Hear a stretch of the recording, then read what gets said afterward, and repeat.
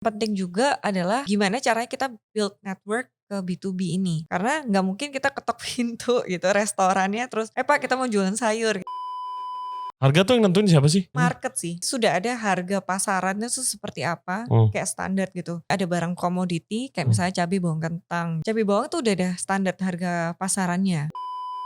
Misi kita yang paling utama, jadi selain ngebantu supaya supply chain di Indonesia ini lebih efektif dan efisien, juga yang kedua adalah supaya bisa meningkatkan taraf hidup petani dengan cara itu absorb barang mereka sebanyak-banyaknya dengan harga yang fair. Kayak kalau misalnya chef gitu rada susah berubah, palanya batu biasanya kan, keras kepala. Tapi harganya murah and very convenient, seriously, very convenient. Kalau kalian butuh kayak bawang, tomat gitu segala macam, minyak, tepung itu udah lengkap gitu loh, nggak perlu lagi pakai supplier palu gada yang datangnya seenak jidatnya gitu.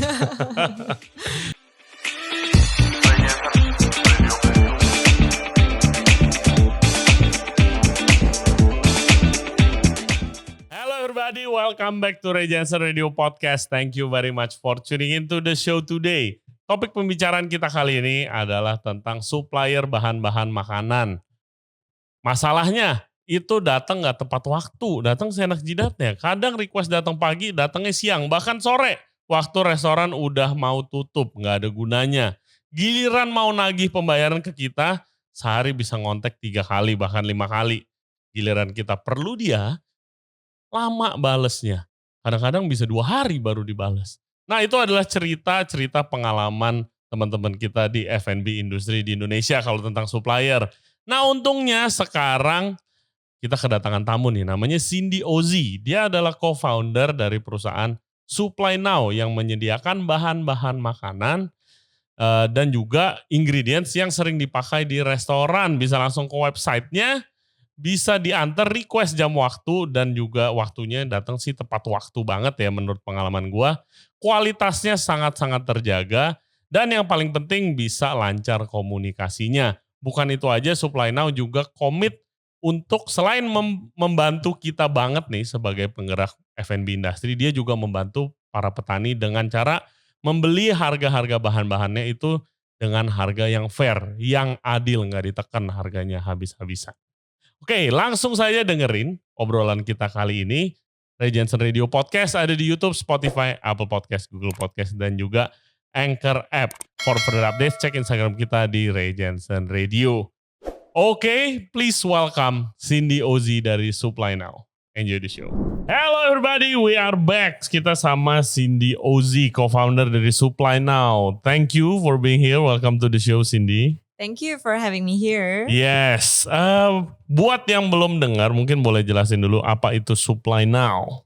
Oke, Supply Now, kita itu adalah supply chain company yang menghubungkan antara petani dan supplier-supplier langsung ke B2B customer. Oke. Gitu. Maksudnya supplier itu apa? Biasanya kan supplier langsung customer. Iya sih, biasanya supplier kita tuh principals. Jadi langsung direct dari principal ke kita, terus dari kita ke B2B customer. Oke. Jadi basically kayak restoran, rumah makan, yes, you supply hotel, horeca, cafe, rumah sakit, ya, supply makanannya, bahan-bahannya, ya, betul. Dari sayur, buah, kalau gue lihat guys ada daging, ada ikan, ada minyak, bahan-bahan kering juga ada, lengkap. Jadi one stop shop supplier lah gitu. Betul. Yes. Kenapa idenya bikin ini? Sebenarnya pas awal tuh karena salah satu co-founder kita itu punya background di F&B business. Oke. Jadi kita melihat bahwa ada masalah nih gitu kan. Oh ada banyak banget masalahnya. Oh, bisa cerita ya ntar ya masalahnya ya. Terus dari gue sendiri backgroundnya pernah kerja di salah satu startup. Waktu itu bekerja dengan petani. Memberikan pinjaman dalam bentuk farming supply. Oke. Nah karena ini kita punya background yang sama-sama kuat untuk di F&B, makanya kita putusin kita bikin startup untuk bantu F&B bisnis. Oke, nice. Emangnya kalau dari kacamata co-foundernya deh, ntar abis itu baru gua. Masalah dari supplier-suppliernya apa? Apa permasalahan dari supply chain nih? Oke, kalau permasalahan dari supply chain sih, kalau untuk dari downstreamnya ya, dari segi sudut pandang customernya tuh, biasanya mereka kesulitan cari supplier yang bisa memenuhi banyak kebutuhannya mereka, tapi satu supplier. Akhirnya mereka cari banyak supplier gitu. Betul. Dan menurut mereka tuh, aduh ribet banget ya gitu kan. Terus belum lagi nanti yang nagih satu-satu, kalau mau komplain harus komplain ke satu-satu gitu. Betul. Terus datangnya sendiri-sendiri, padahal butuh masaknya di jam yang sama kan. Iya. Jadi buat mereka aduh ribet banget gitu. Dan itu dari segi downstreamnya. Dari segi upstreamnya, Berarti petaninya. dari petaninya, petani-petani ini sebenarnya nomor satu hal yang paling mereka butuhkan adalah kepastian demand.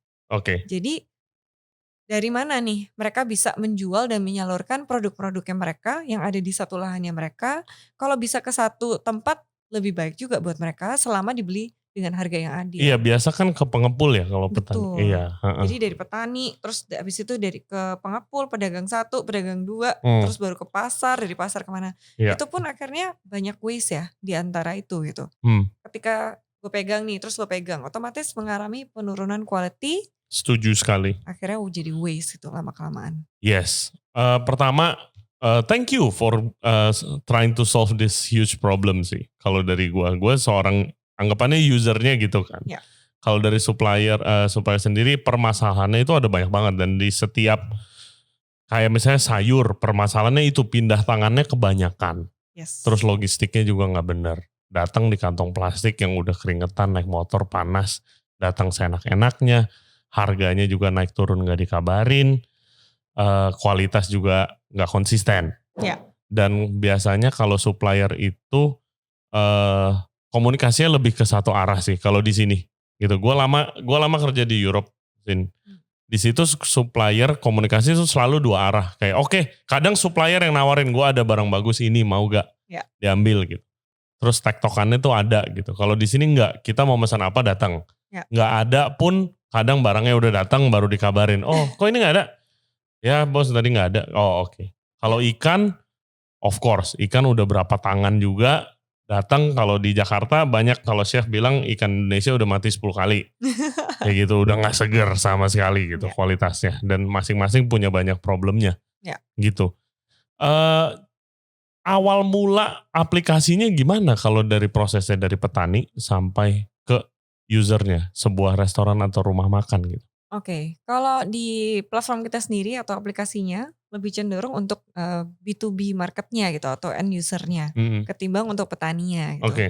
Karena saat ini kita nggak bisa expect, kita kan tergantung lah senyamannya si customer maupun si supplier kita gitu kan. Kita melihat dari point of view petani mungkin agak terlalu ribet jika kita kasih mereka aplikasi atau teknologi gitu untuk mereka bisa jualan. Nah, kalau dari segi customer-nya, kita pengen tuh bikin platform website yang gampang banget, tinggal klik-klik-klik literally itu kayak e-commerce lah ya gitu ya. Yeah, it's very easy to use. Kayak belanja baju gitu kan, atau lagi belanja apa, tinggal pilih, terus tinggal payment di belakang gitu, dan payment kita cukup fleksibel sih. Oke. Jadi guys, cerita dikit, gue udah nyobain nih Supply Now. Dan sengaja gue pilih barang-barang yang segar. Gue beli kale, beli lemon, beli sayur-sayuran. Gue beli kucai, yang kucai itu gampang banget rusaknya gitu. Gue beli lumayan banyak. Terus gue sengaja pilih jam yang paling pagi buat tes. Ternyata datangnya tepat waktu dan bagus gitu sih. Jadi udah dites ya? Iya udah dites dong. Enggak, kalau enggak kan bullshit kan. Oh bagus-bagus doang gitu kan. Iya. Kalau misalnya gue ada komplain itu misalnya. Kan pasti ada lah downline, gak mungkin semua 100% happy. Kan? Kalau ada komplain, prosesnya gimana? Pasti, sebenarnya kita sebelum ada komplain gitu, QC yang kita lakukan tuh udah 3 kali. Jadi pas datang dari petani itu udah kita QC dulu, terus setelah nyampe kita sebelum packing itu kita QC lagi, terus sebelum pengiriman kita akan ngecek lagi gitu. Jadi udah 3 kali QC. Nah, kemungkinan adanya kepenurunan kualitas tuh pas lagi on the way berangkat gitu. Misalnya cuaca lagi panas atau tiba-tiba hujan akhirnya suhunya lagi nggak bagus. Iya, humid. Yes. Betul. Nah, dari situ tuh tinggal kontak aja customer service kita. Nanti customer service-nya yang akan ngebantuin. Dan customer service kita tuh bukan chatbot, tuh masih pakai human touch. Jadi kalau ada apa gitu kita cukup fleksibel sih untuk ngebantuin dan cukup tanggap gitu. Kita ketika mau dikirim sorenya kita akan ngusahain, tapi biasanya standar kita akan kirim lagi di hari berikutnya. Oke. Nice. Udah berapa lama ini Supply Now? Masih baby, baru 2 tahun. Baru 2 tahun. Terus Baru 2 gimana tahun. user-usernya kayak udah banyak kah sekarang dan feedback dari mereka gimana? Oke, saat ini kita cukup banyak sih usernya gitu, sekitar 30.000 user untuk B2B. Banyak banget. Karena Banyak kita banget itu bukan cukup banyak, banyak banget ya. ya, Terus? jadi kita melayani itu sebenarnya mulai dari yang small business kayak warung-warung, Ya. warung makan, orang jual soto sampai ke yang tadi hotel, restoran, kafe, ada catering, terus sampai industri gitu. Jadi so far sih feedbacknya cukup bagus dari mereka dan company kita tuh sebenarnya grow juga dari belajar bersama mereka juga gitu. Jadi karena mereka saya rasa sayang juga ya sama kita gitu. Jadi mereka sering kasih kita feedback, sering kasih masukan yang bagus supaya kita bisa grow, supaya kita bisa lebih memperbaiki service kita. Kalau yang itu ya, yang rumah makan dan warung-warung yang lebih kecil dengan adanya Supply Now ini sih praktis banget sih. Yes. Biasanya kan si ibu atau si bapak ownernya dia harus ke pasar pagi-pagi. Ya. Jam berapa? Jam 2:30 tuh nyari sayur, ya kan? Terus belum lagi beli minyak, beli tepung. Gitu. Kalau ada Supply ini sangat-sangat membantu sih. Apalagi kalau misalnya buka kecil-kecilan misalnya di rumah gitu kan.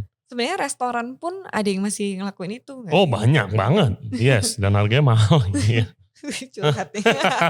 Jadi gimana coba mau tahu pengalamannya kalau beli di pasar sama kemarin udah cobain di Supply Now gimana coba? Oke, kalau pertama praktisnya. Ya kan, pasar itu kalau sebuah restoran kan nggak semuanya dia beli di supplier.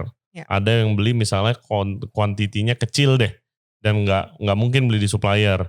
Misalnya harus tiap hari ada, contoh paling gampang tuh daun ketumbar gitu. Karena itu nggak bisa nginep. Nah itu kalau di pasar kan yang tadi kita ngomongin udah tangan keberapa dari kualitas dan dari harga udah kualitasnya rendah, harganya tinggi.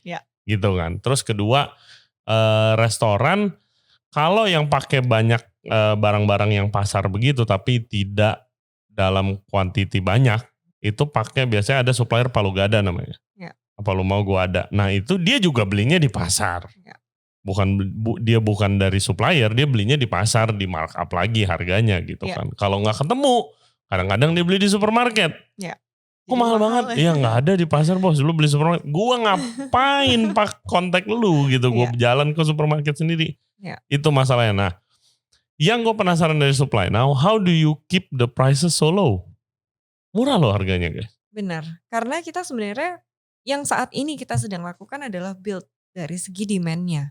Jadi kita pengen banyak-banyakin customer gitu kan, supaya bisa beli dalam quantity lebih besar lagi ke petaninya. Gitu. Sistemnya gimana sih beli ke petaninya tuh?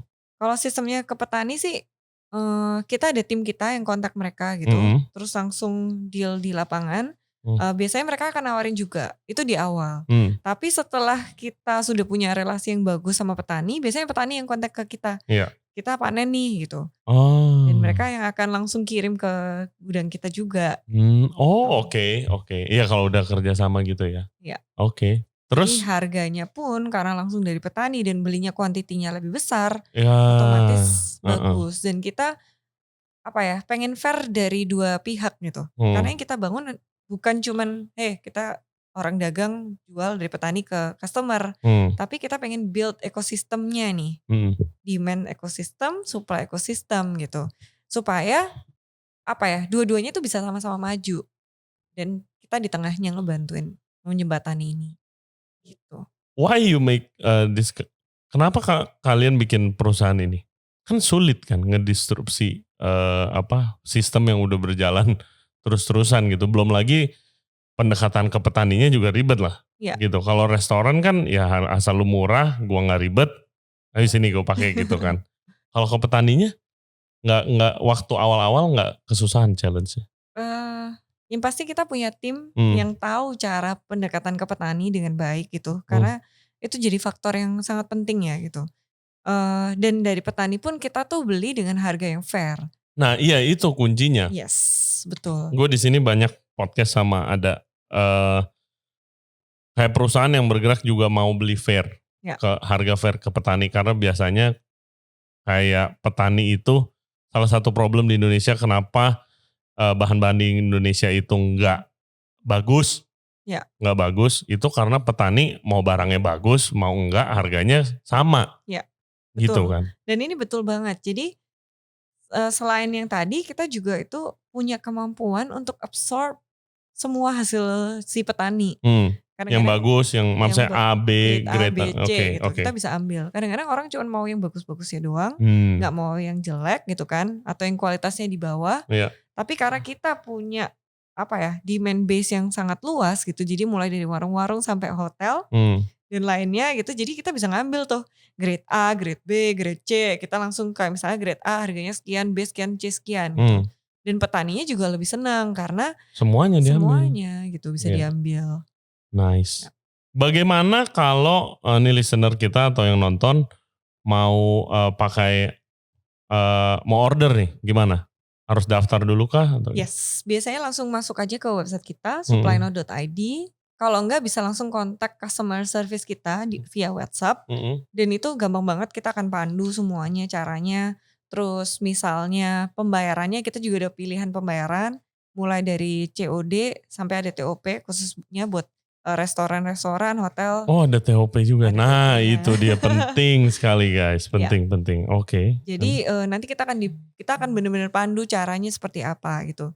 Terus kemudian produk listnya mungkin kita karena ada 2000 SKU ribet lihatnya, mungkin boleh customize dulu, setelah itu kita baru pelan-pelan bantuin. Maksudnya customize dulu gimana? Jadi customize tuh biasanya si customer-nya akan kasih forecast-nya mereka tuh sebenarnya tiap bulan beli apa aja sih. Oh gitu. bisa begitu juga. Ya. Wow oke. Jadi misalnya restoran Indo gitu nggak perlu ngeliat jamur enoki gitu kan di dalam listnya mereka. Gitu. Jadi kita cuman benar-benar custom sesuai dengan apa yang mereka butuhin aja. Nanti setelah dari situ tuh kita biasanya juga bisa kasih rekomendasi. Misalnya restoran Indo gitu, tapi cocok juga kan jamur goreng gitu kan. Nah itu kita biasa kasih rekomendasi based on apa yang saat ini lagi ada dan harganya lagi bagus banget. Jadi ya. Terus komunikasinya dilakukan apa lewat WhatsApp number? Via WhatsApp number? bisa email juga. Oke. Tapi kalau di Indo berdasarkan pengalaman kita, orang lebih comfortable via WhatsApp atau via telepon. Iya lebih cepat. Yes, itu karena apalagi F&B ya, kayak pergerakannya kan cepet banget. Sangat dinamis. Gak bisa kita tunggu bulan depan ya. Jadi kalau bisa daily kita update, kita akan kasih update. Wow, nice. Gila sih, sangat membantu banyak loh. Sangat membantu banyak sih. Apa tantangannya you building this from scratch perusahaan ini? Tantangan terbesarnya apa? Nomor 1 adalah mempelajari bisnis ini sendiri gitu. Karena meskipun punya background, tapi ternyata detail di dalamnya tuh nggak sesimpel itu. Operationalnya terutama gitu, karena kita serving banyak sekali jenis customer. Terus habis itu yang kedua masalah edukasi market ya pastinya gitu. Karena kalau customer kita sudah terbiasa dan merasa nyaman belanja dengan supplier-supplier dia meskipun nggak terlalu nyaman gitu. Agak susah untuk tarik mereka belanja di kita. Tapi yang kita lakuin itu sebenarnya pembuktian. Iya. Kita membuktikan bahwa ya udah coba dulu. Kalau misalnya nggak cocok, ya udah nggak apa-apa juga gitu. Berarti kita juga harus improve. Dan kita akan kembali lagi setelah kita improve gitu. Tapi ya kita nggak ngomong doang, memang benar-benar membuktikan. Mungkin kalau dari gua kacamata usernya yang punya restoran gitu, itu kayak oke, kalau ini startup company nih, tech company ini nanti tektokannya gua sama robot nih, bakal susah gitu kan. Dimana kalau restoran tuh butuh banget yang orang yang ngebales gitu loh. Touch. Iya, personal touch-nya butuh banget. Gitu. Ya kita ngelihat dari segi customer-nya dulu sih. Nanti one day mungkin robot chatbotnya udah bisa keren gitu, kita bakal pakai. Tapi kalau untuk sekarang kita nggak sampai hati gitu melayani customer dengan chatbot, tapi customernya nggak merasa nyaman. Jadi mendingan ya personal touch dulu, nggak masalah sih di kita. Terus kalian berarti punya gudang gede banget dong berarti kalau ada semuanya gitu? Gudang kita sih sebenarnya cuma 1 ya, tapi cukup luas memang gudangnya dan kita punya cold chain sendiri. Dan cold chain ini sebagai salah satu bagian dari 3 pilar kita, upstream, midstream, dan downstream. Jadi di midstream ini kita benar-benar berusaha ngebangun fasilitas yang bisa mensupport supaya quality barang yang kita kirimkan tuh masih bagus ke customer gitu. Oke. Salah satunya kita bikin cold chain sendiri. Hmm. Dan salah satu produk unggulan kita tuh poultry. Ya. Terus yang lain tuh kayak buah-buahan, ada durian. Dan itu jadi salah satu yang favorit karena ketika sampai di tempat gitu meskipun frozen tapi kualitasnya masih sangat sangat bagus. Oke. Coba deh guys, pakai deh. Yang punya restoran pasti karena simple banget sih. Iya, Simple. iya. Jujur juga waktu lihat awal kasih tahu supply now terus kita kenalan rada skeptis. Ini pesan lewat website nih. Seriusan gitu. Tapi ternyata very simple and very nice gitu. Iya. Thank Keeping you. konsistensinya gimana untuk produknya? Pengalaman gue punya pengalaman lagi. Baik supplier yang mencoba seperti ini, tapi produknya nggak konsisten. Ya. Gitu. Akhirnya kalau produk nggak konsisten udah susah tuh. Ya. Udah susah tuh kalau produk nggak konsisten. Keunggulannya sebagai agritech ya atau tech company gitu. Kita sangat data minded. Jadi kita ngelihat tuh historical data kita seperti apa, kita bikin forecastnya segimana mungkin. Sebenarnya supaya konsistensi dari segi supply-nya juga bagus gitu. Oke. Terus yang kedua waste kita itu sangat-sangat rendah. Bisa dibilang tuh mungkin kurang dari 3%. Karena antara forecast dengan kebutuhan itu biasanya hampir akurat lah, cukup hampir akurat. Oke. Gitu. Nah, ini kita makanya konsistensi itu dari data, selain itu kita juga membangun fasilitas yang bagus supaya kualitinya juga konsisten dan kita juga ada QC yang 3 kali itu. Iya. Jadi 3 kali mulai dari barang nyampe ke gudang kita QC sebelum packing sampai sebelum dikirim ke customer. Gitu. Jadi ya cukup konsisten. Kalau misalnya ada komplain ngomong Langsung. aja nggak masalah, kita akan coba bantu secepat mungkin. Terus kalau gue lihat kan selectionsnya itu sekarang untuk misalnya kalau restoran Indonesia udah pasti kalau pakai supply now aja udah bisa operasional gitu lah, udah bisa jalan langsung. Ya. Langsung lengkap bahannya semua. Nah tapi kalau misalnya lu bilang mau tadi juga nargetin hotel, terus restoran-restoran yang kita bilang misalnya lifestyle restoran yang ribet gitu, restoran Jepang, restoran Itali. Apa kalian ke depannya akan ke sana juga rencananya? Keju dari mana gitu. That would be so cool.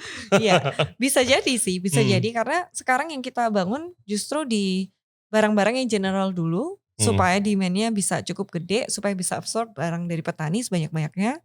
Nanti setelah itu atau jika ada request dari customer dan kita memungkinkan untuk bisa memenuhi itu, kita akan penuhi. Karena kalau nggak jadi one stop shop, convenient-nya tuh belum 100%. Customer masih bisa cari ke supply now deh, tapi harus untuk barang ini ke supplier ini, barang ini ke supplier ini. Kan nggak 100% convenient gitu. Iya, akhirnya masih harus tetap pakai supplier yang itu lagi gitu kan. Iya. Ya bayangin dah kita customer B2C beli cabenya di sini, beli tomatnya di sana kan cukup ribet gitu. Betul. Nah, goalnya ke depannya kita pengen jadi yang paling bisa memberikan kenyamanan itu. Amin, yang paling lengkap deh. Amin. Ya kan? Yes. Udah available di kota mana aja kalau di Indo? Oke, kalau kita sekarang di Jabodetabek, Bandung, dan Surabaya. Soon kita akan buka di Bali.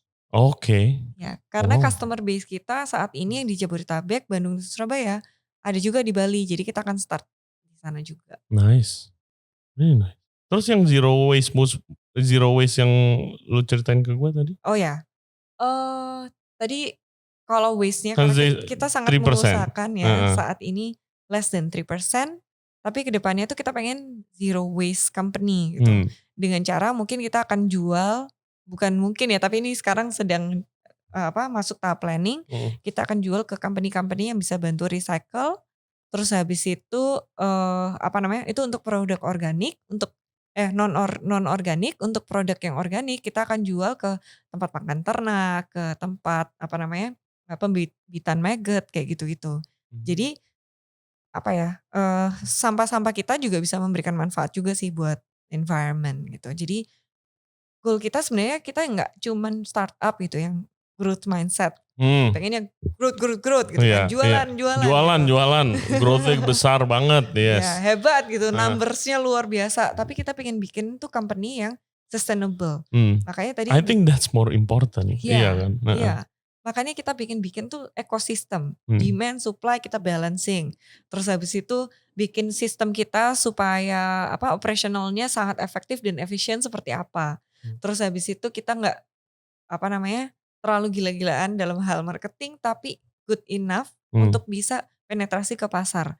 Dan itu membuat perusahaan kita tuh bisa long term dan bisa long last dan bisa lebih sustainable gitu. Goalnya lebih ke sana. Yes, iya banyak startup yang terlalu fokus ke growth tapi sebenarnya ya namanya didengar tapi belum tentu dipakai produknya dengan orang. Betul. Yes. Atau mungkin dipakai tapi ya setelah itu kurang konsisten atau apa gitu. Itu bisa juga terjadi. Sebagai supplier atau tadi tech agritech itu strategi marketing apa yang kalian lakukan selain ke podcast kita? Ini salah satunya memang betul. Tapi selain itu banyak sih, kita banyak banget strategi marketing. Salah satunya yang kita kedepankan tuh digital marketing. Jadi kita banyak melakukan ads dan sebagainya, kerja sama-sama media juga gitu. Karena targetnya beda ya. Kalau B2C mungkin banyak bisa pakai influencers, bisa bikin event-event offline yang ngundang mami-mami influencer gitu. Iya. Tapi kalau B2B targetnya sangat berbeda. Kita banyak pakai channel social media, tapi yang tujuannya untuk B2B gitu, sama mungkin LinkedIn ya, yang juga banyak berpengaruh. Oke. Terus Oh iya karena B2B ya. Yes, biasanya ngehubunginnya dari sana. Dan yang ketiga, yang penting juga adalah gimana caranya kita build network ke B2B ini. Karena nggak mungkin kita ketok pintu gitu restorannya terus, Pak kita mau jualan sayur gitu. Tapi gimana caranya supaya kita bisa approach orang-orang yang tepat supaya kita bisa jual ke mereka. Iya biasanya kan kalau supplier konvensional, dia kan datang ke restorannya. Ya. Pak gue ada ini gitu kan. Kalau kalian nggak melakukan itu? Kita melakukan itu tapi biasanya tuh dari network yang kita punya dikenalin ke network mereka jadi ada referensi juga. Oh dari referensi. Betul, jadi kita lebih terpercaya juga lah buat customer kita gitu. Oke. Dream ke depannya apa? What's the goal? Dream. Selain jadi one stop shop, that's the big goal kan. Ada goal dekat-dekat ini kah? Ya, kalau misi kita yang pertama masih pengen meningkatkan taraf hidup petani sebenarnya. Dan itu jadi salah satu visi kita gitu kan. Salah satu misi kita yang paling utama. Jadi selain ngebantu supaya supply chain di Indonesia ini lebih efektif dan efisien, juga yang kedua adalah supaya bisa meningkatkan taraf hidup petani dengan cara itu absorb barang mereka sebanyak-banyaknya dengan harga yang fair.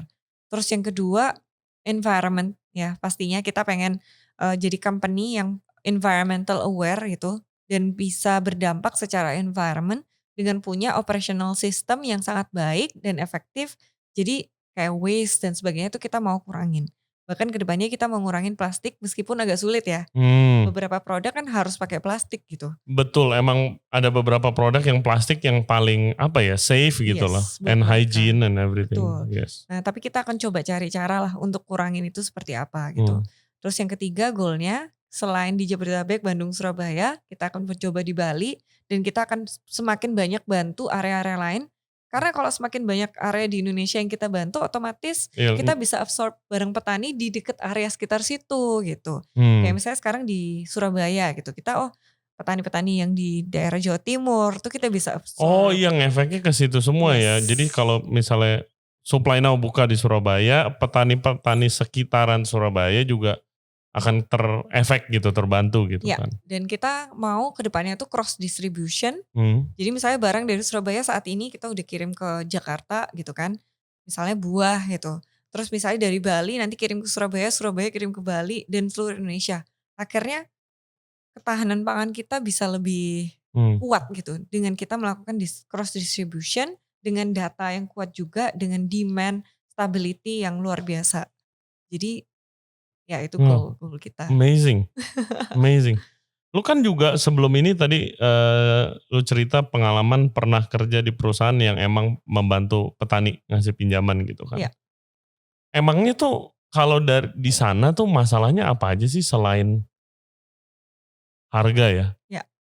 Harga tuh yang nentuin siapa sih Eh biasanya? Market sih. Jadi sudah ada harga pasarannya tuh seperti apa, Hmm, kayak standar gitu.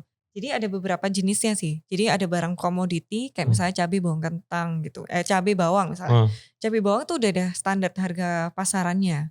ya, Tapi yang lainnya seperti sayur-sayuran itu juga udah ada standar harganya, tapi kita ngelihat iya. di pasar juga Yang gitu. gue penasaran kan kayak oke, you wanna treat itu petani mau diperlakukan lebih fair, Ya, harganya lebih fair ya, gitu kan. Banyak company begitu. ya, Tadi lu cerita kerja yang peminjaman petani juga. ya.